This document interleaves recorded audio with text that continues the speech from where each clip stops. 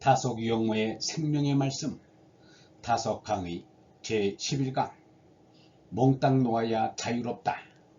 몽땅 놓아야 자유롭다. 네 번째 시간으로 음양이라는 제목으로 말씀드리겠습니다. 넷째, 음양.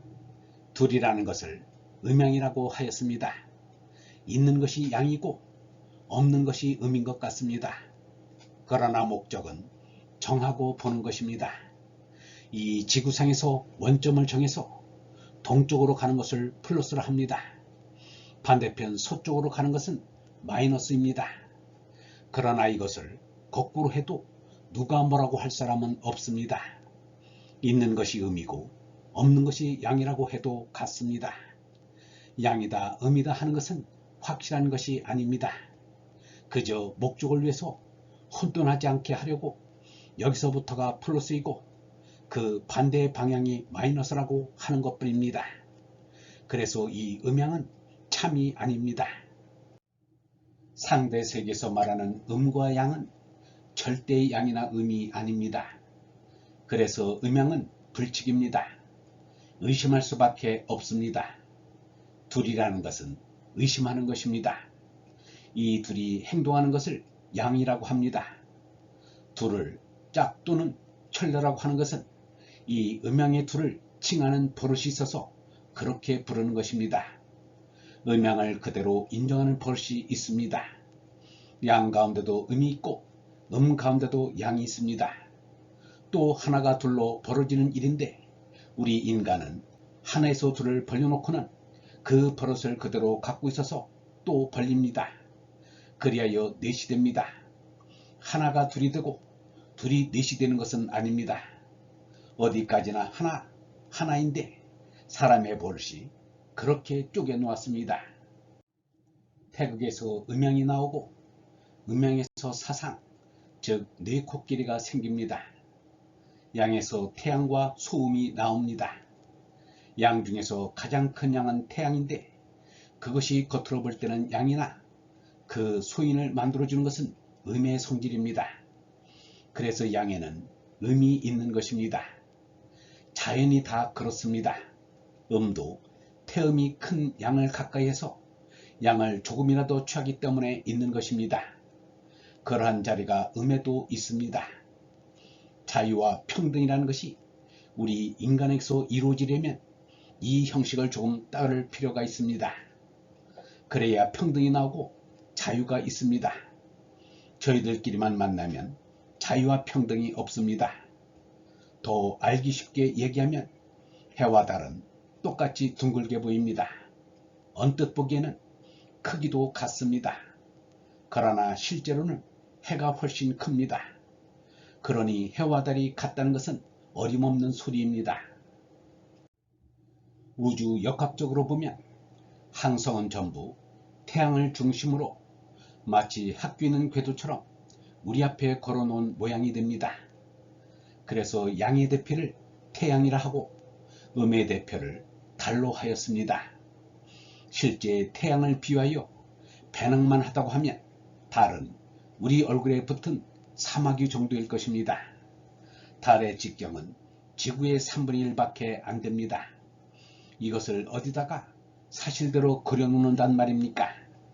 그저 그렇게 태양계를 궤도에 그려놓고 보고 알기 쉽게 하기 위해서 걸어놓는 것입니다. 발광체가 아닌 것을 대표하는 것이 달입니다. 이 달도 아주 음이라고만 생각할 수 없습니다. 태양의 빛을 받아들여서 밤에 빛나기 때문입니다. 그만큼 받는 기운이 있습니다. 이 부분을 소양이라고 합니다. 태양에는 뭔가 발광 물질이 있습니다. 그 물질은 음의 성질을 지녔습니다. 달은 순전한 물질 덩어리입니다. 태양이 활동하는데 거기에도 물질이 있습니다. 그것이 소음입니다. 이런 것을 사상이라고 합니다. 이렇게 보면 옛적의 장난감도 하나 버릴 것이 없습니다. 이같이 쪼개본 성질이 그냥 있지 못합니다. 이 넷이 8개로 나누어집니다. 태양과 태음을 하늘 땅으로 나누어 그 하늘 땅에서도 음양을 가립니다. 이 세상에서 가장 큰 것이 하늘이고 그 다음으로 큰 것은 바다입니다. 바다를 무시할 수는 없습니다. 그래서 태양에서는 건과 태가 갈라져 나옵니다. 훤하고 시원하기는 하늘이나 바다나 마찬가지지만 둘은 성질이 다릅니다. 아무래도 하늘이 크고 양의 성질을 많이 띱니다. 바다는 어림이 없습니다. 바다 또한 우리에게 시원한 감을 주지만 양계에서는 하늘보다 못합니다. 그리고 소음에는 작은 불과 우레가 갈라지는데 우레는 한번 지나가면 그만이어서 번쩍거리는 성질이 있습니다. 역시 불과 내성은 달리하는 점이 있습니다. 태음도 땅과 산으로 나뉩니다. 산은 어딘지 높이 솟아 양을 받는 기세가 있습니다. 소양은 물과 바람으로 갈라지는데 여기에서의 물은 바다와 다릅니다. 얼어붙을 때는 꽁꽁 얼어붙고 힘셀 때는 힘센 민물입니다. 바람 역시 부드럽기가 한량없으나 힘셀 때는 물에 묻지 않습니다. 그러나 이쪽에는 바람이 더 무섭고 힘센 것으로 알았던 모양입니다. 이렇게 따져보니 이 장난감을 만든 당시에 이렇게 이치에 맞게 한 것이 아니라 후대 사람이 이해해서 내놓은 것임을 알 수 있습니다.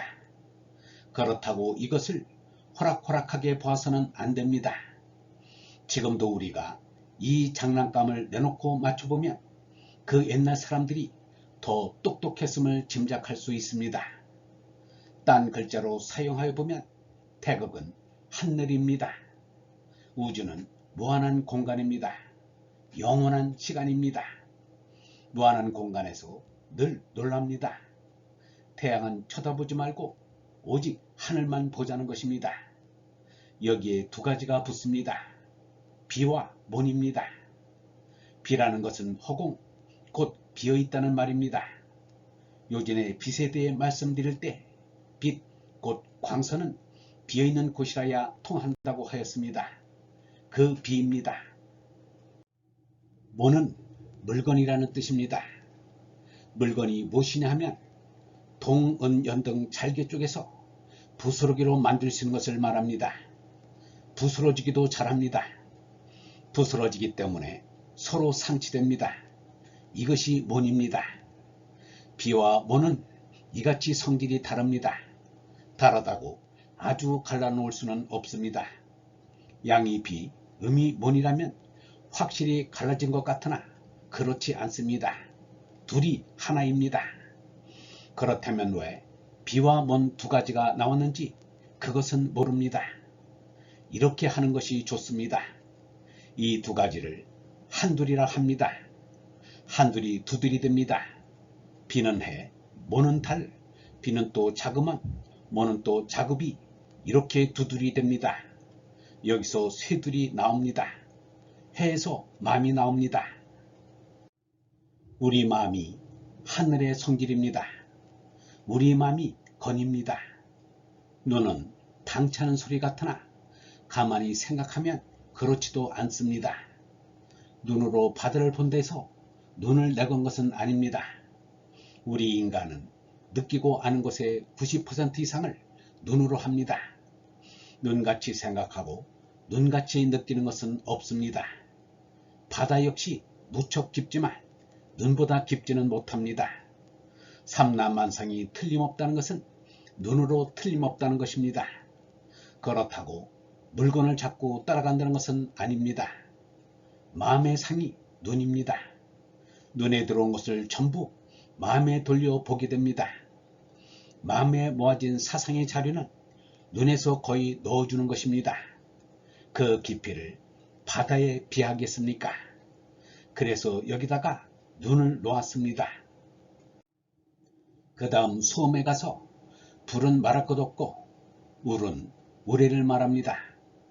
전기는 우레와 같은데 머리 위에서 번쩍했다면 벌써 보이지 않습니다.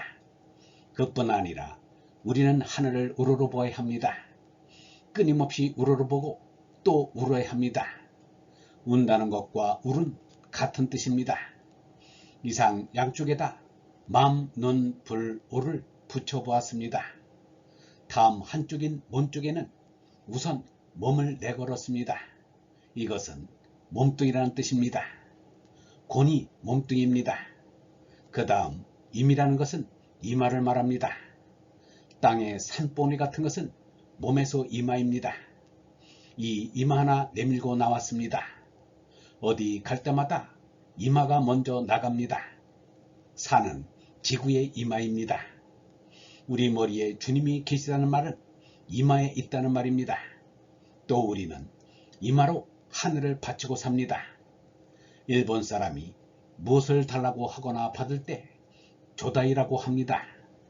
이마에 올린다는 뜻입니다. 또 같은 한자를 이마다 기마사라고 하면 밥 먹겠습니다 뜻이 됩니다. 영성신학원 다석아카데미의 하늘소리였습니다.